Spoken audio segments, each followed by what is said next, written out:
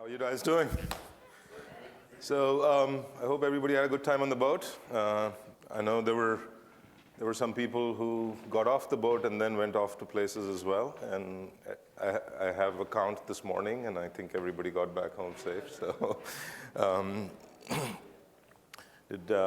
maybe some of you had a hard time getting up this morning like me. I would have loved to have another hour in bed, but thanks all for getting back here again on time. We try, just a comment before we start, we try very hard for this conference and any of the sessions not to be sales pitches of NIIT. So, yesterday you would have seen, our brief to the speakers is, don't make it about NIIT, make it about yourself. If you do feel the need to mention NIIT, please feel free. But I can't get away from that in this session because this session is products and services from NIIT. And the reason why this session is on the agenda is because we get a lot of feedback from you all saying, despite the fact that you want to hide and not make it about NIIT, we do want to know what NIIT is thinking, what are the new products and services NIIT is bringing to the marketplace. And that's what this session is about. So please bear with me if you feel like this is a big sales talk. I can't get around it. It is going to be a bit of a sales talk. So with that, I'll go ahead and get started.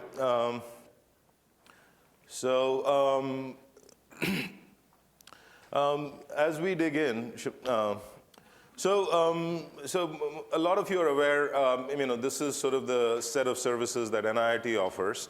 I did meet a lot of people who said, we still want to know what you guys do. So 2 minutes on that. We provide a range of managed training services. Training is our business and our only business, so that's all we do. And we bucket our services in 5 service towers. So we have curriculum design and content development, so we do a ton of that. That's our flagship service. That's sort of what we were best known for. Today we are doing a lot of learning delivery outsourcing, so people, instead of having armies of trainers or facilitators on their staff, they move that work over to us. So we do global learning delivery. We do a ton of learning administration, which is all about the back office, process operations management. We do strategic sourcing, which is managing all the third-party vendors on behalf of our clients and rationalizing and optimizing that vendor base. And we do learning technology. So these are our 5 service towers. We have clients who buy all 5 from us. We have clients who buy just 1 and then graduate their way along, or 2 or 3. So we have all kinds. It doesn't have to be all or nothing. So this is who we are today, or this is sort of what our value proposition is. As we move forward, every year we look at how we can either introduce new services or bring new solutions and services based on what we hear from the marketplace. So today I'm going to talk about 3 services that we've been working on over the last 1 year, which we believe are sort of reached a point where we can commercialize them. So we do some pilots, we do some thinking, we do some proof of concepts and prototypes, and then we go through sort of how many of you are aware of Shark Tank? Have you guys seen Shark Tank? So we guys do Shark Tank internally. Product managers or creators of these products come and pitch to the whole leadership team, and then we get to vote on which ideas get picked and which don't. So these are the 3 which have made it. We believe these are going to advance and bring new thoughts and ideas to our clients. So with that, I'll move to the first of those, which is what we call new hire training as a service. So we've heard a lot about as a service, subscription-based models, and we do believe much about learning is going to move into as a service. And one of the things that we've seen happen in organizations repeatedly over and over again is what we call new hire training. So there's a lot of companies who hire a lot of entry-level people. So this is just a statistic in 2016, who were the top companies in the United States with the largest numbers of new hires. So surprisingly, Enterprise Rent-A-Car hires almost 9,000 people, entry-level graduates, to come and join their workforce, and others. So large numbers. And the world of onboarding. So when you get from the time you select an employee all the way to the time that they're productive, job ready, proficient. That's what we call onboarding.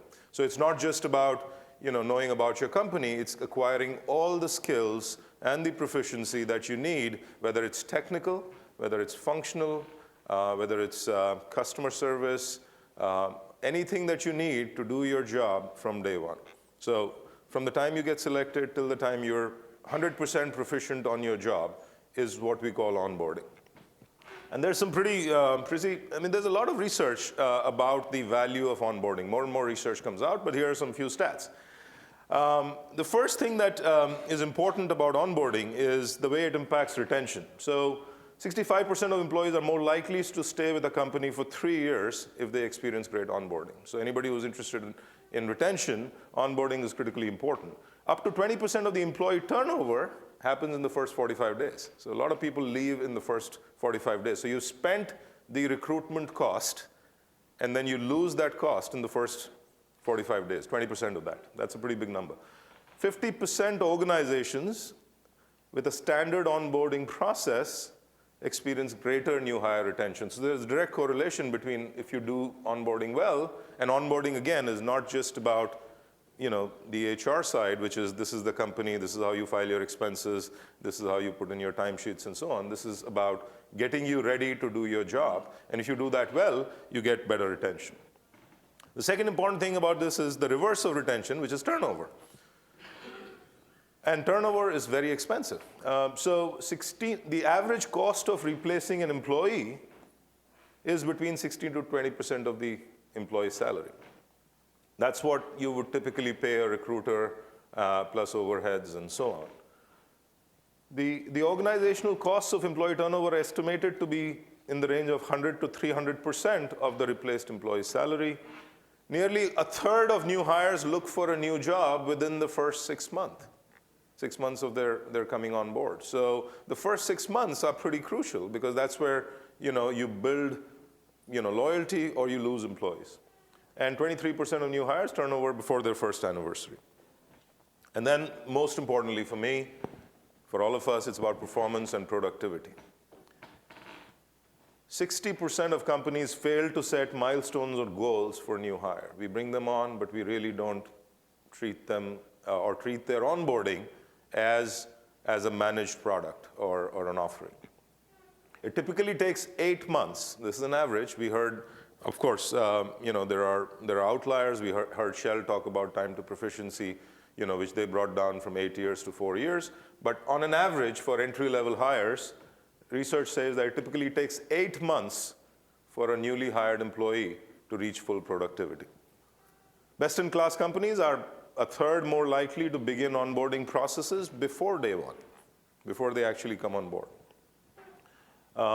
And more and more, the important statistic here is $37 billion is the spend in the US and UK annually to keep unproductive employees who don't understand their job. So your training typically ends in 4 to 6 weeks, or some cases 8 weeks, but the people are not productive till 8 months. And the cost of carrying those employees when they're not productive across US and United States is estimated at $37 billion. An organization with a standard onboarding process, of course, experience better new hires. So let's look at the cost of onboarding. So if you look at the cost of onboarding, typically, you'll have a large big part of training infrastructure in large organizations is busy doing new hire training, especially, when you're hiring a large number of entry-level people. So I've, had a lot of conversations with big banks or insurance companies and so on, and a lot of maybe, up to half of their learning organization is consumed with running with new hire training. And the cost, of course, you have to do design and development. So you have to design the content. You have to update it every year. You have to make sure the content is relevant. You've got the cost of trainers. You employ a lot of trainers who are consumed with, predominantly doing new hire training. You've got training administration and logistics to worry about. There's courseware. Many organizations bring all their new hires to a particular location and run on new hire training programs for 6 to 8 weeks. So there's significant boarding and lodging expense, courseware and incidentals. But I mean, those are still direct training costs. In my mind, the biggest costs associated with training are two things. One is the salary and benefits that you're paying to the employee while they are in training. And then even bigger than that, cost of not fully productive new hires for the first, after they finish training and they're still not productive, they're sitting in the business only 20 to 30% productive, and you carry that cost till they actually get productive. So the point is that cost of onboarding is often significantly higher than what is acknowledged. So if you, first of all, I don't think there's, on any balance sheet, you'll find we are spending so much money on new hire training. No CFO probably knows how much you're spending, which is, I think, a big problem. And the big cost of that is not just the direct cost, but the salary and benefits to the employee who are not 100% productive. And we have done, some numbers. A company who hires about 1,000 new hires every year, your likely cost, if you add all of this up, is $40 million. That's not a small number. That's very often pretty big size of the learning budget. And it's not something that, unfortunately, many of us really scrutinize and look at and see what we can do about it. The next thing is that not just costs are high, they're largely fixed, which means you have an infrastructure which you've set up to do new hire training. Now, this year you hired 1,000, and that's what you're set up for.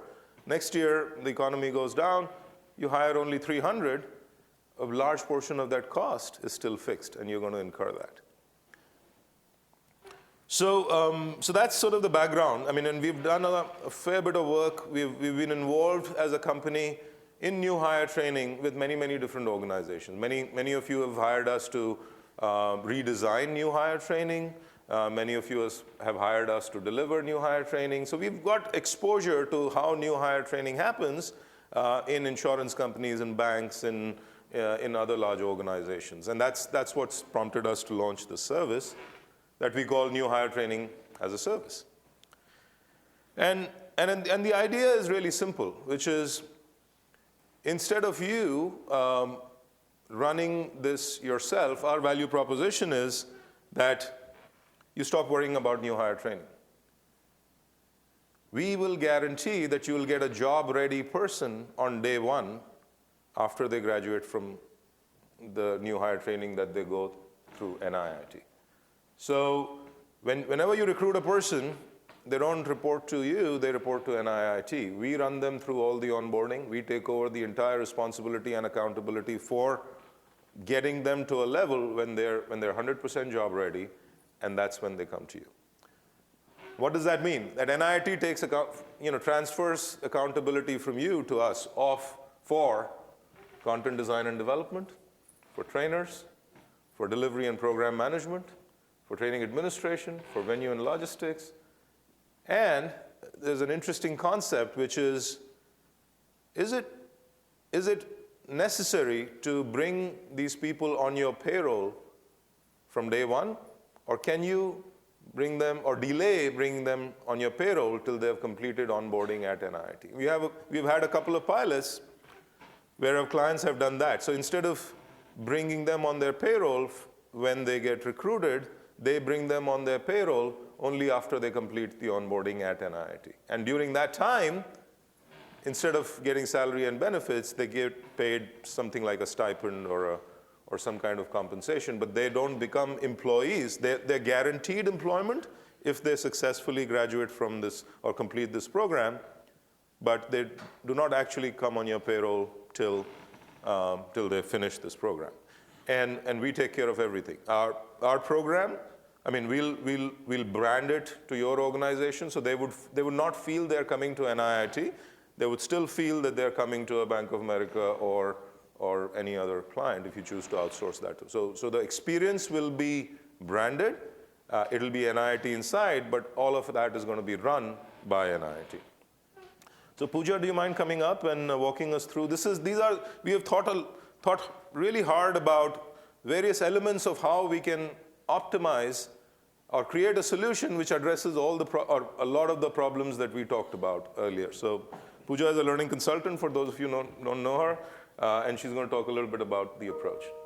All right, so can you hear me? All right. So we've been doing new hire training for various customers, and over a period of time, we realized that the goals of new hire training is, like Sailesh spoke about, retention, turnover, cause retention, prevent turnover, increase productivity, reduce the time to productivity, but also make sure that when people get onto the job role, they are producing less errors and they are taking lesser and lesser time to become experts earlier on. Given all that, we've been trying out various things, and there are things that have worked for us across customers. Some of those best practices are, number one, a residential model for new hire training. What a residential model does, it helps us create a boot camp sort of an environment in the campus where the new hires are. It enables us to create an immersive culture. So the new hires can, at a very early stage, start getting immersed into your organization's culture, into your organization's work habits, whether it is about swiping your employee card as you get in, or doing some of the other things that typically happen in your organization.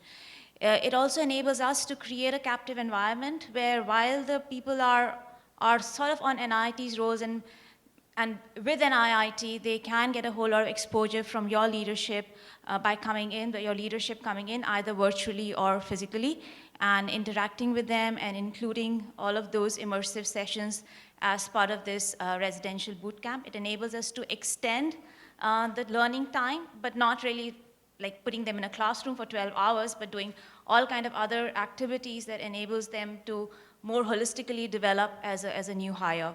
So that's one of the big things. The other thing we've realized is that new hires like to see where they're progressing and how they're progressing. So doing frequent progress checks, figuring out, giving them mechanisms to receive feedback on how they're doing, being very clear about the path that they are supposed to traverse during this period, and giving them lots of indicators so that they can assess where they are on that journey is something that really works. We've been using app to support us in that kind of development, and Sailesh will speak about, show you some of the demonstrations of that. The other thing that is really working well is pre-boarding. So in a way, when an IIT provides new hire training as a service, you've already got the new hire out of your system, so that when the new hire comes into your organization, they are day one productive. But even before the person comes to us, we find that there are elements of onboarding that can be done as pre-boarding, and we don't need the person to be with us to do some of those elements, and some of those things can be done even before they come into the campus. That's another area. Having multiple channels of content, using a blended delivery modality, having multiple channels of content, making sure that the stakeholders on the other side are aligned to what we're doing in the program, and providing the required support in terms of mentorship or peer buddy programs, which helps them integrate well back into the organization, are some. And then the most important thing that we figured out is, typically, most organizations try to cram in as much as they can into the new hire program, assuming that that's the only time the person is going to get trained. And taking that out, mapping them to the growth stages of a new hire to really see what does the person need in the next 30 days, what does he need in the next 60 days, 90 days, and so on. And creating a curriculum that maps to that, and not necessarily bringing everything into the new hire program is another area. It, of course, releases the time that the person needs to spend in the classroom, but it also creates better retention of learning, because they're getting opportunities to apply what they're learning very quickly back into the job. And Sailesh will talk about some of the benefits we've received. Thanks. Right. So, I mean, one way that had an epiphany in my mind of thinking about this is, very often when we do new hire training, we almost make it like an extension of the college. So they graduated from a college, and the first 2 months at new hire training almost feels like a college. There's a lot of lecture. We're trying to make them experts again in 60 days or whatever. And we want to make the new hire period actually not like college, but actually like the job that they're going to do. So, the reinvention of new hire training is to make it a lot more like what is it going to feel like when you actually walk into the jobs. What is it, what are the things that you're going to do, rather than make you an expert, another expert in 60 days, because very likely they're going to, not retain or forget. So there's a lot of sort of instructional approaches to ensure that there is no job shock. They're ready because they've gone through simulated practice of what it's going to be like when they actually start doing that job. So the benefits that we have seen, the most important, I think, and we've done some measurements to show this, but cohorts completing our new hire training are significantly more proficient and truly job ready from day one. We've even done this for clients. We've done studies with clients where we've just been accountable for the redesign of the new hire training, but client continues to do the delivery. In those situations, or when clients move this completely as a service to us, the readiness, the error rates is significantly higher, and they're truly job ready. We see that as the number one measure of the success of this program. The second very important thing, and we've done this over and over and over again, we can reduce the training duration very significantly. We talked about what happens when you reduce training duration yesterday at GSK, when they were able to just reduce a particular course by some time, and they released 500,000 hours, productive hours to the business. We've got a great track record of reducing the training duration by up to 40%. We've had situations where clients were taking 12 weeks to onboard a new hire, and we have brought that down to 7 weeks or 6 weeks. So significant reduction of new hire training is definitely possible, and that's music to the ears of the business. Business is, recruiting people to the time when they're job ready. There is a huge lag, and if you can crunch that, that's huge to the business. If you do this, you eliminate all your fixed costs for new hire training. So whether it's trainers or content development or logistics, venues, all of that goes away. And the business model that we are proposing to go to the market with is you replace it with a service fee to NIIT, which is all inclusive per hire. You pay us X dollars, and you get a job-ready person from day one. We will guarantee a reduction in cost. We've done this over and over again. We know we can bring the total cost down. So not only will the cost move to a per hire variable, but we'll also reduce that for you. And most importantly, you can, if you choose to, if you don't choose to, that's fine, but you have the opportunity where you can delay starting new hires on your payroll till they have completed their new hire training at NIIT. Now, in today's environment where, the number of employees on your payroll, and, that's huge, and also looking at the retention, how many people are actually going to, there are some people who are going to, actually walk away. So it does make sense to at least think about when is it that you want to bring people truly on your payroll. And with this model, you actually can delay that. And to HR and business leaders, sometimes that can be a pretty big deal. So we've done it. We've achieved a number of results. So again, this is not brand new. We've been doing it for different clients in different markets. We've done a big program in Europe. We have a client where they hire, or they decided to hire 500 new entry-level research associates in Europe. We are doing that in our facility in Dublin, Ireland. We bring everybody there. We keep them there for 4 to 6 weeks, and we pay them a stipend, and then they go back and as job-ready people from day one. So in one model in Asia, we've actually moved the cost of onboarding to actually the student. So there are a lot of students who are looking for jobs, and they're willing to pay the training fee if they can get a job in return. So in some markets, we've actually taken the cost out completely, or moved some of or all of that cost to actually the student if we find the market is ready for it. So lots of great results. I think we have something going here, and these are things. I mean, we do have a proven curriculum transformation approach. We're very, very good at that. We've done it many, many times. So we're very confident that we can take an existing new hire training program and completely transform it to make it highly more relevant to the job, create better outcomes, reduce it dramatically. We can do it at scale. We can do it globally. We are present in many markets. We have capability to set up residential facilities around our clients' environments. So we can do it at scale. And we are known for delivery management processes. So we are ISO 9000. We have an efficient and optimized delivery system. So you can rely on us to have the trainers, to have the logistics, to do all of the work involved in new hire training. So that's new hire training. Any questions or comments?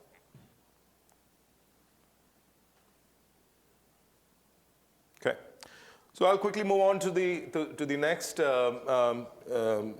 set of solutions, which is more a technology solution. So we heard a lot about digital enablement or digital transformation, and NIIT has been involved and working on bringing technologies in learning operations and other areas to move the needle on learner engagement and things like that.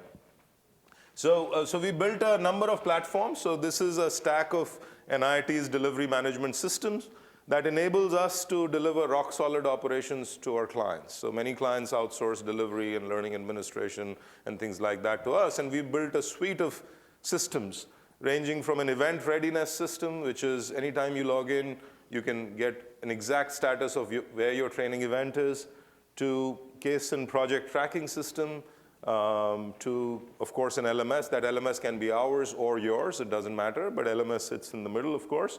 We have a payment and finance system. When we take over paying vendors on your behalf, we are tracking and recording all the payment-related information.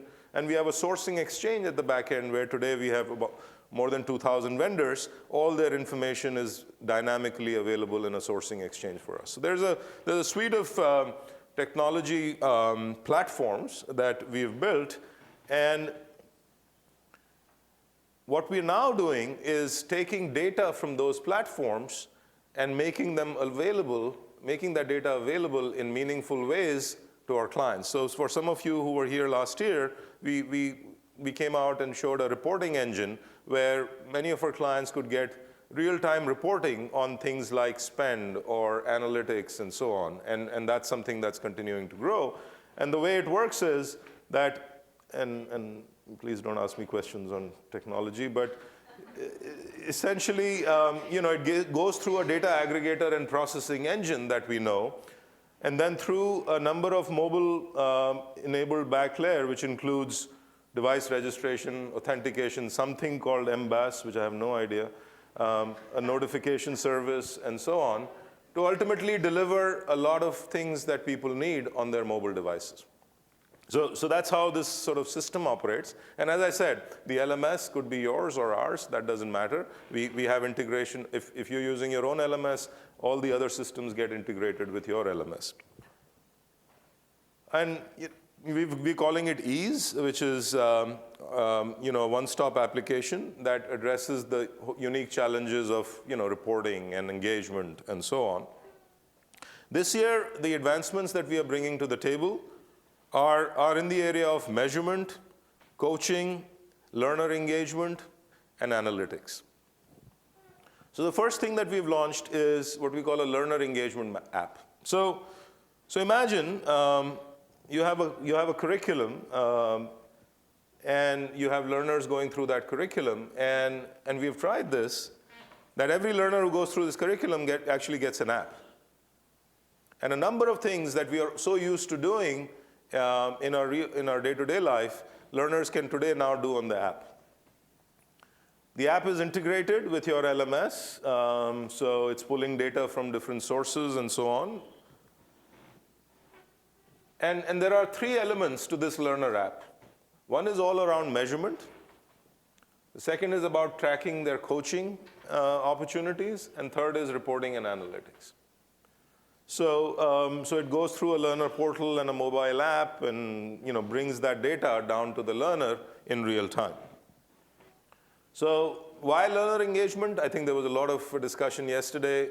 We don't engage with learners, or if we do, we engage with them in truly archaic mechanisms. We make them fill out stupid forms and paper-based materials, and so on. So, I mean, the idea is that, as much as possible, just like we had an app for Confluence, why can't we do that for each and every program of ours? And I think our technology is there to do that.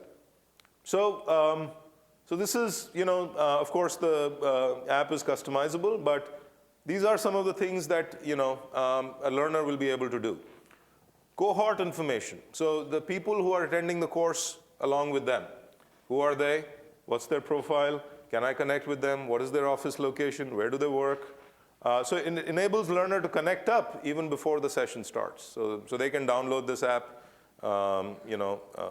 2 weeks before the program, or if this is something they're used to, then they'll always have this on their phone, and they'll get a notification that your program that you're going to 2 weeks later is now live, and you can start interacting with it. The whole learning plan, what are you going to do every week, every day? What are the different sessions? What are their objectives? What are the session times? What are your expectations? What's the pre-work? How you're supposed to do that? All of that engagement happens through the web, through the app. Instructors can interact with them. You can push out notifications. You can check their readiness. So again, think of all the apps that we are used to using. There's going to be this app for the curriculum. Weekly tasks, checklists. You're tracking and reporting time-critical tasks. So if you're supposed to finish some projects, you have some checklists to go through. You can do self-reporting on activity completion. Trainer can monitor activity completion, and so on. So everything that you do, in terms of engagement, you now do it on the app. You provide feedback, weekly feedback on sessions, quality of sessions, content, trainers, your manager. You provide that on the app. You do assessments on the app as much as possible. Of course, as technology progresses, we're thinking of being able to do simulations and things, but a lot of the assessments today can be done on this app. We're also looking at coaching, because we want to integrate coaching experiences in every curriculum.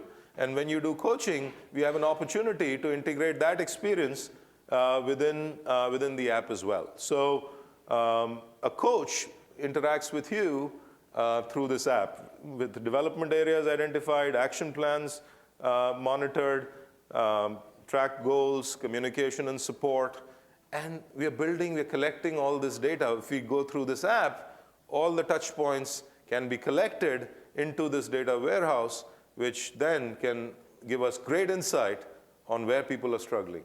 Which parts of the curriculum, people need to, get revisited. What's the instructional model? Which parts of it are working and not working? We can collect enormous amount of data if we deploy this app. So that's on the learner engagement app side. I mean, there's a lot more to it, but you probably get the idea that wouldn't it be nice that every learner who's going through every program had an app to engage with, and we had a mechanism to engage with learners in a true sense. The other part of the app is for the trainers or facilitators. So we still have archaic means of communicating with trainers, informing them what their schedules are and things like that. So this part of the app, this is for the trainer. The trainer gets my calendar, my trainings, which are, what's my schedule look like, what's my dashboard, what are the announcements. So that's view of, these are the training sessions that I'm required to conduct. You can search by different ways, by assignment, by projects, by client. You can select a training, and it'll give you all the details. It'll give you, what's the start date, what's the end date, what's the modality. Very importantly, if there are no data privacy issues, who are the participants? Can I start engaging with them before actually the class starts? So, that thing, participants, of course, travel booking, hotel booking, all of their information, gets pushed to them. And then when they're in class, the participants, they have an engagement portal to sort of communicate with their participants. So you can record attendance, to send messages, to do whatever the trainer needs to do with the with the participant. You can do it on the app. If the trainer is a contractor, you can submit your invoice, or if you're an employee, you can submit your expense report directly, of course, on the app. And finally, you get your own dashboards in real time. So as a trainer, what is your productivity? What's your quality? What are your instructor scores by curriculum, by session? How are you doing as a trainer across all the sessions that you've delivered? Where do you need to work on, and so on? What's your individual development plan? And the trainer's managers can interact with the trainer as well through the app. So those are a couple of areas where we're pushing our analytics portal to create learner engagement, trainer engagement, and our hope is that we'll proliferate this and collect significant amount of data, meaningful data that can drive continuous improvement for us. Any questions? If you haven't done it already as a trainer, let me record a little 30-second, 60-second video to introduce myself to the participants. Very powerful, easy. I can do it in my hotel room. Great idea. And I'm a real person as part of the curriculum. Fantastic. Great idea. Absolutely. I don't think we've done that. Yeah. There's a dashboard for the training leader to assign to the facilitator who then takes over. Yeah. Yeah, so the scheduling system is built in. I mean, you saw the big platforms that we have. It's pulling in the data from that scheduling system. Chuck. For the productivity, can the leader, the person in the course have access to that? I'm sure that's available somewhere else that they do. Yeah, I mean, that's trainer productivity. I mean, how, the utilization, the productivity, how many days of training are you delivering, and so on. And then just a follow-up question, as I was looking at this and thinking this would be great from an information security standpoint from the IT side of the houses. Have you had any issues? I mean, we've implemented it with, of course, with our own trainers around the world. We've had integration with at least one client, and it seems to be working okay. I mean, there will be issues, I'm sure, but like anything else, we'll deal with them. Yeah. All right. I'll ask. The next set of solutions are in the area of a lot of what we talked about yesterday, what Greg talked about yesterday, what the future of learning is going to be. NIIT will not going to wait till 2030 to get there. We're already investing in these technologies. So can I ask Brandon to come up? Brandon is our creative director, and he's going to show us a little bit of what we're doing in this space.